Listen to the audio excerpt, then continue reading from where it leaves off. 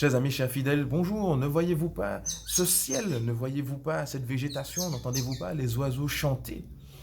Eh bien, le Seigneur nous fait une invitation semblable dans l'évangile d'aujourd'hui. Nous sommes à la suite de l'évangile d'hier, toujours chez Saint Luc, chapitre 21, versets 29 à 33. Il dit, voyez le figuier et tous les autres arbres, regardez-les. Dès qu'ils bourgeonnent, vous savez que l'été est tout proche. De même, vous aussi, lorsque vous verrez arriver cela, sachez que le royaume de Dieu est proche. Il fait une comparaison entre le bourgeonnement des arbres et les signes de la proximité du royaume de Dieu. Et alors, de quels signes s'agit-il? Eh bien, il s'agit directement des signes qu'on a entendus hier dans l'Évangile, qui sont pourtant des signes catastrophes, des scénarios catastrophes. On nous parle de dévastation, on nous parle de grand désarroi dans le pays, on nous parle de grande colère, on nous parle de Jérusalem foulée aux pieds par les païens. Bref, des choses pas très jolies. Et pourtant, le Seigneur nous dit, le royaume de Dieu est proche. Il nous disait hier dans l'Évangile, on verra le Fils de l'homme venir dans une nuée avec puissance et grande gloire. Alors, quand ces événements commenceront, redressez-vous, relevez la tête car votre rédemption approche. Ça veut dire qu'il nous donne des outils pour vivre les persécutions, les moments difficiles. Non pas seulement en se disant, Seigneur, vite fait que tu reviennes, comme ça on en a fini, même si parfois on peut le penser, en tout cas moi je suis le premier à le penser, mais il nous invite aussi à voir au cœur de nos difficultés sa présence. Il faut le rappeler, une chose très importante. Le Seigneur ne tolère le mal que pour en tirer un plus grand bien.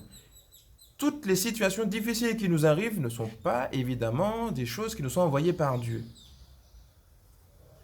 Sauf que il se sert de ces situations difficiles que nous rencontrons pour nous faire grandir, pour nous interpeller, pour nous remettre en question, pour nous permettre d'avancer, pour nous convertir, bref, pour que nous nous rapprochions de lui. Et finalement, ce sont les signes qu'il nous faut savoir interpréter.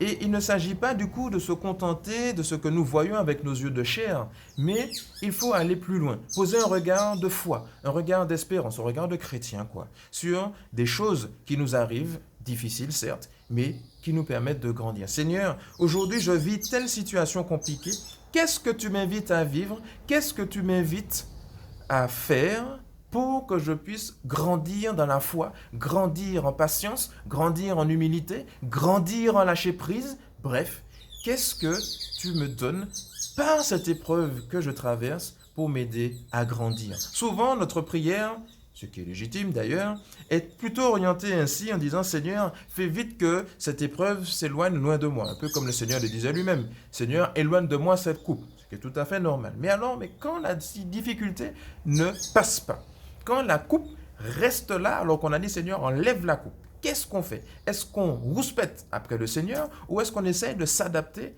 en changeant notre prière? En disant Seigneur, puisque ça ne passe pas, donne-moi la patience de pouvoir traverser cette épreuve avec toi. Donne-moi l'humilité, donne-moi le lâcher-prise, donne-moi la paix, donne-moi bref.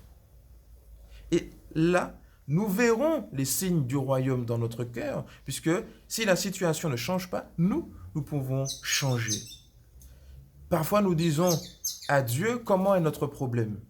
Eh bien, il s'agit plutôt, dans ce genre de cas, de dire à notre problème quel est notre Dieu, quelle est sa puissance et comment ce problème-là va disparaître tôt ou tard parce que Dieu règne sur son trône et agira en temps et en heure avec puissance. Oui, le Seigneur nous dit que le royaume de Dieu est proche parce qu'il est présent dans notre cœur, il est présent dans notre vie.